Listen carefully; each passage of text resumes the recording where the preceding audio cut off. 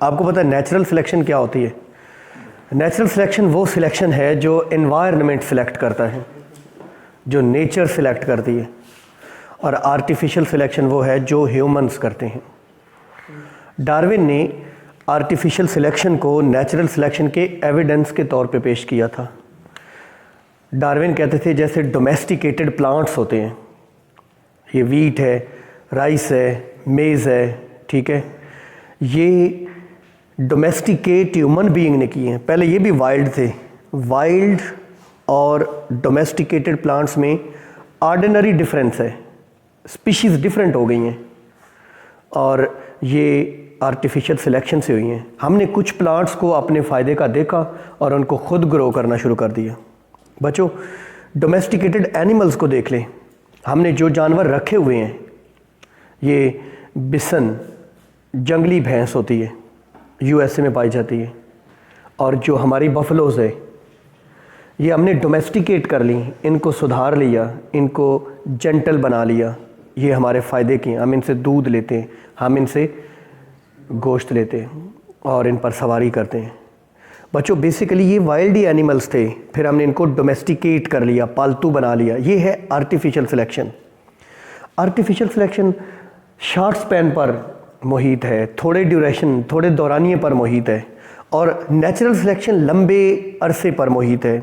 अगर थोड़े से टाइम में इतनी चेंजेस आ सकती हैं तो नेचुरल सिलेक्शन तो सदियों पर और हज़ारों सालों पर मुहित एक लंबा वास्ट पीरियड ऑफ टाइम है, तो उस दौरान बड़ी चेंजेस भी हो सकती हैं, जैसा कि स्पेसिएशन, जैसा कि स्पीशी का चेंज हो जाना।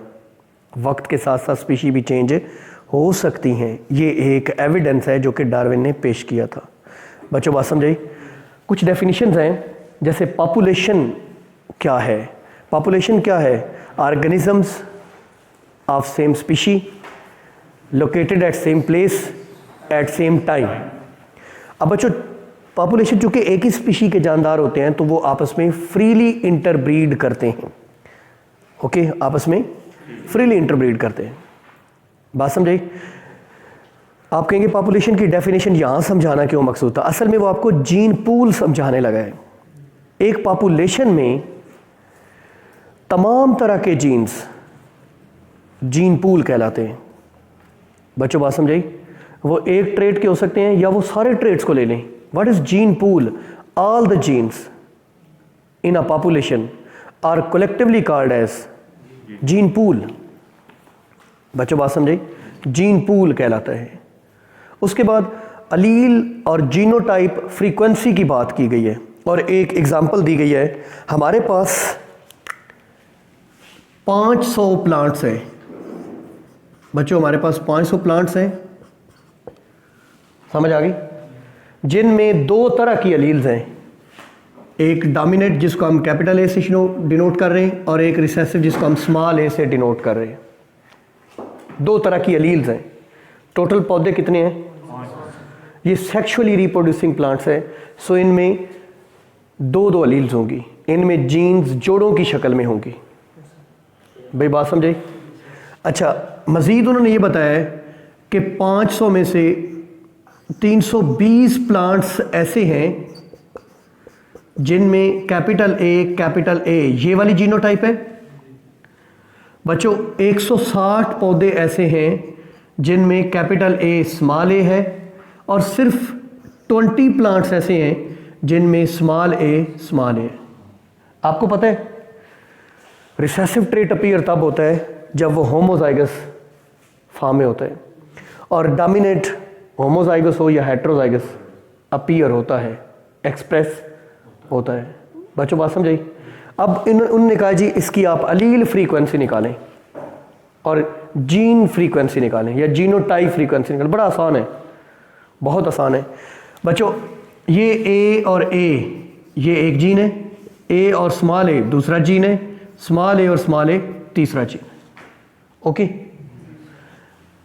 320/500 कर ले, टोटल 500 है ना, 320 ये वाले हैं, तो इसकी जीनोटाइप फ्रीक्वेंसी आ जाएगी। बच्चों, बात समझाई? इसी तरीके से 160/500 कर ले, ये आपके पास है, इसकी जीनोटाइप फ्रीक्वेंसी आ जाएगी। स्मॉल ए के लिए आप 20/500 कर लें। बच्चों इसका आंसर आता है 0.64, इसका आंसर आता है 0.32, इसका आंसर आता है 0.04। ये क्या आपके पास आ गई? जीनोटाइप फ्रीक्वेंसीज, ये आपके पास जीन फ्रीक्वेंसीज आ गई। अब हम निकालेंगे अलील फ्रीक्वेंसी। अलील्स तो दो हैं, देखें गौर से देखें, ये आपने ज़रा गौर से देखना है। अलील्स दो हैं, एक है कैपिटल ए और एक है स्मॉल ए। बच्चों टोटल जीन्स कितनी होंगी? Total genes 500। और टोटल अलील्स कितनी होगी? अलील्स कितनी होगी बच्चों? 1000। जाहिर है अलील्स दो दो होती हैं। अब देखें इसमें बच्चों एक और एक दो है ना, तो 320 ज़रब 2 कर लेंगे, क्योंकि 2 बार है ना अलील ए। इसमें एक अलील ए कैपिटल है, तो इसको हम जमा कर लेंगे किसमें? 160 ज़रब 1 के साथ। भाई बात समझाई? पता है आंसर क्या आएगा? 800। बात समझाई? अच्छा देखिए इसमें स्मॉल ए कितने हैं? 160 ज़रब 1 है ना, प्लस इसमें कितने हैं? 20 ज़रब 2। वेरी गुड, आंसर आएगा बच्चों 200। और टोटल कितनी हो जाएंगी? 1000। बच्चों अब हमने निकालनी है frequency, allele frequency. Frequency of allele A, frequency of allele A, sorry असल में मैथ्स बड़े अरसे से आपने छोड़ा हुआ है ना, तो आपको थोड़ा सा मुश्किल लग रहा है। बड़ा आसान है बच्चों वाला मैथ्स है। तो देखें 800 डिवाइडेड बाई 1000, आंसर आएगा 0.8। बच्चों बात समझे? फ्रीक्वेंसी ऑफ अलील स्मॉल ए 200 है, डिवाइडेड बाई 1000, ये देखिए 20 से कैंसिल, 0.2 आंसर आएगा। यानी कैपिटल ए 0.8 है और स्मॉल ए 0. इसको आप 80% कह सकते हैं, इसको आप 20% कह सकते हैं। आप कहेंगे सर सारी कैलकुलेशन की क्या ज़रूरत है? इसका इस्तेमाल होगा हार्डी वेनबर्ग लॉ में। बच्चों नेक्स्ट टॉपिक है हार्डी वेनबर्ग लॉ, बायोलॉजी का तीसरा लॉ। मैं अक्सर कहता होता हूँ बायोलॉजी में 3 लॉज हैं, law of segregation, law of independent assortment. Smart syllabus में नहीं है लेकिन करना है, आसान है, कर लेते हैं। और बच्चों तीसरा लॉ कौन सा है? Law of segregation, law of independent assortment और हार्डी वेनबर्ग लॉ। चलें देखते हैं what is this Hardy Weinberg law. Hardy एक बंदे का नाम है, वेनबर्ग दूसरे बंदे का नाम है। ये जब डैश दरमियान में आ जाए ना, हाइफन आ जाए, तो इसका मतलब ये 2 बंदे हैं। बच्चों इसको हार्डी वेनबर्ग लॉ कहते हैं। बच्चों इसको हार्डी वेनबर्ग प्रिंसिपल भी कहते हैं। बच्चों इसको हार्डी वेनबर्ग थ्योरम भी कहते हैं। तीनों की रीज़न मैं आपको बताता हूँ। लॉ या प्रिंसिपल तो एक ही बात होती है। लॉ या प्रिंसिपल यूनिवर्सल ट्रूथ होता है। लॉ या प्रिंसिपल एक कॉमन सेंस की बात होती है। लॉ या प्रिंसिपल को किसी सबूत की ज़रूरत नहीं होती, वो बताते खुद एक सबूत होता है। बच्चों एक जनरलाइज्ड बात होती है। बात समझी? थ्योरम क्या होता है? मैथमेटिक्स में आपने मसला पढ़ा होगा, मसला फिसागोरस, पाइथागोरियन थ्योरम। थ्योरम वो स्टेटमेंट होती है जिसे मैथमेटिकली प्रूव किया जा सकता है। थ्योरम मैथ्स में वो स्टेटमेंट होती है जिसे मैथमेटिकली प्रूव किया जा सकता है। ये जो हम स्टेटमेंट लिखने जा रहे हैं ना हार्डी वेनबर्ग लॉ की, ये वो स्टेटमेंट है जिसका मैथमेटिकल प्रूफ भी हम देंगे आपको, मैथमेटिकल प्रूफ भी देंगे, इसलिए इसको बोलते हैं हार्डी वेनबर्ग थ्योरम। इसको हार्डी वेनबर्ग इक्विलिब्रियम भी बोलते हैं। चौथा नाम, आपको जो पसंद है आप वो बुला सकते हैं, इक्विलिब्रियम। बच्चों बेसिकली इसे हार्डी वेनबर्ग इक्विलिब्रियम क्यों बोलते हैं? क्योंकि ये P + Q will be equal to P² + 2PQ + Q², binomial expansion जिसे कहते हैं, जो आपने 9th से शुरू किया पढ़ना, 9th 10th में पढ़ा है आपने। हम देखते हैं इस लॉ की स्टेटमेंट। इस लॉ की स्टेटमेंट क्या है? बच्चों बड़ी सिंपल स्टेटमेंट है, मैं बोलूंगा आपको याद हो जाएगी। The frequencies of alleles or genotype remains constant generation after generation unless, कब तक? Acted upon by certain agents other than sexual reproduction। फिर से सुने, हार्डी-वेनबर्ग लॉ की स्टेटमेंट क्या है? आपसे पूछ रहे व्हाट इज हार्डी-वेनबर्ग लॉ, आप कहेंगे अलील और genotype frequencies, alleles and genotype frequency, allele frequency and genotype frequency remains constant, constant रहती है जनरेशन आफ्टर जनरेशन, नस्ल दर नस्ल। कब तक कांस्टेंट रहती है? कब तक कांस्टेंट रहती है? Unless acted upon by certain agents, by some agents, जब तक उसके ऊपर कुछ एजेंट एक्ट ना करें। और वो एजेंट कौन से हैं? Other than sexual reproduction. वो सेक्सुअल रिप्रोडक्शन नहीं है वो एजेंट, वो और है। वो एजेंट्स नीचे एक टेबल बना हुआ है जहाँ पे लिखा हुआ है factors affecting the genotype frequency, वो मैं आपको बताता हूँ कौन कौन से हैं। उसमें म्यूटेशन है बच्चों, उसमें माइग्रेशन है, उसमें जेनेटिक ड्रिफ्ट है, उसमें नॉन रैंडम मेटिंग है, और सिलेक्शन है। वो है, वो क्या है वो मैं बाद में बताता हूँ। फिलहाल आप इतना ध्यान में रखें, क्या है Hardy Weinberg law? The alleles and genotype frequencies remains constant generation after generation unless acted upon by some agents other than sexual reproduction. यानी सेक्सुअल रिप्रोडक्शन में जो मियासिस होती है, जो क्रॉसिंग ओवर होती है, जो जेनेटिक रिकम्बिनेशन होता है, उससे जीनोटाइप फ्रीक्वेंसी चेंज नहीं होती। बच्चों बात समझाई? अच्छा गौर से देखें, हमारे पास एक अलील ए था, अलील कैपिटल ए, उधर जो हमने एग्जांपल ली उसको हम पी से डिनोट कर रहे हैं। हमारे पास दूसरा अलील था स्मॉल ए, उसको हम क्यू से डिनोट कर रहे हैं। और बच्चों P plus Q is equal to 1। अभी आपने कहा वो ए का आंसर क्या आया था? 0.8 आया था, और क्यू का क्या आया था? 0.2। दोनों को जमा करें आंसर क्या आएगा? 1। Left hand side is equal to right hand side. बात समझाई? अब बच्चों देखें, अगर हमें Q की वैल्यू मालूम हो तो हम P is equal to Q, उस तरफ जाके क्या हो जाएगा? माइनस P की वैल्यू मालूम कर सकते हैं। अगर हमें P की वैल्यू मालूम हो तो 1 माइनस P उधर जाके क्या हो जाएगा? तो हम Q की मालूम कर सकते हैं इस इक्वेशन को यूज करते हुए। एक की वैल्यू मालूम हो तो दूसरे की मालूम कर सकते हैं, दूसरे की मालूम हो तो पहले की मालूम कर सकते हैं। अब बच्चों मैथमेटिक्स में एक होता है binomial expansion. P plus Q का होल स्क्वायर अगर हम लें तो ये इक्वल टू होता है P square plus 2PQ plus Q square, और ये दोनों इक्वल टू 1 होंगे। Hardy-Weinberg equilibrium, Hardy-Weinberg equilibrium. बच्चों गौर से देखते जाएं जरा, P की वैल्यू क्या थी? 0.8 प्लस Q की वैल्यू क्या थी?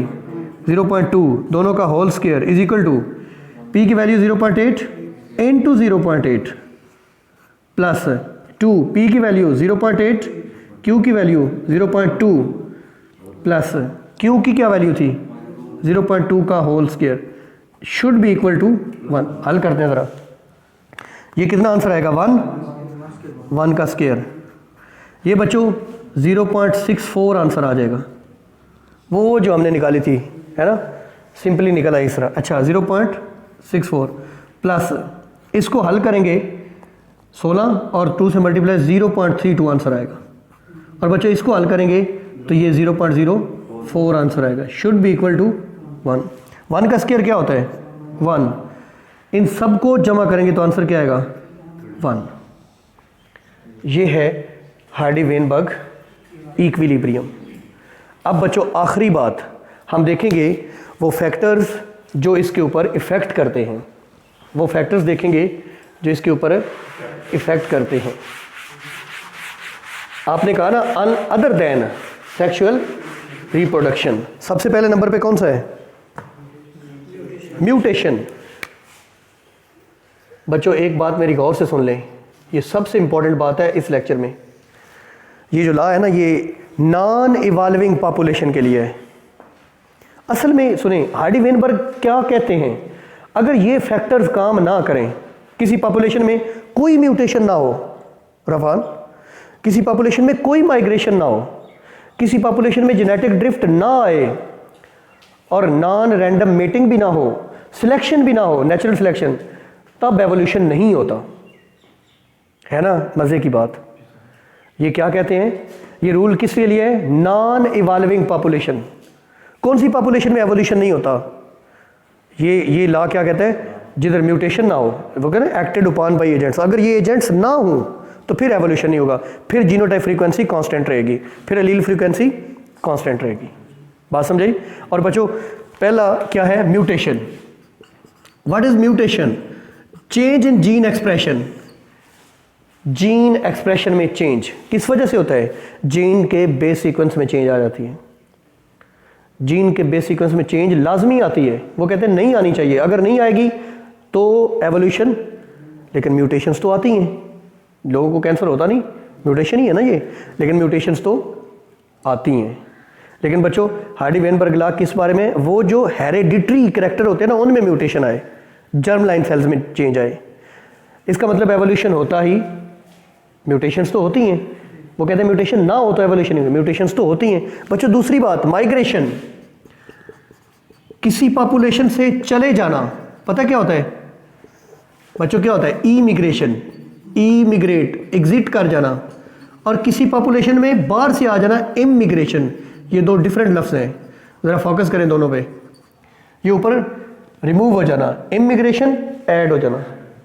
वो कहते हैं कि अगर माइग्रेशन भी ना हो फिर भी एवोल्यूशन नहीं होगा, लेकिन माइग्रेशन तो होती है, जानवर, पौधे, इंसान एक जगह से दूसरी जगह मूव, यानी एक जजीरे के अंदर जो जानवर हैं वो बाहर किसी से मेटिंग करें ही ना, उनकी बाहर उस जजीरे से बाहर कहीं शादी ना हो, जैसे हमारे यहाँ कास्ट है, कास्ट से बाहर शादी ही ना हो, इसको बोलते हैं इनब्रीडिंग।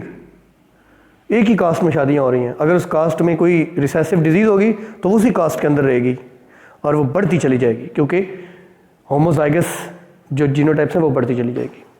बच्चों एक आगे चल के टर्म आएगी फिक्स्ड जीन।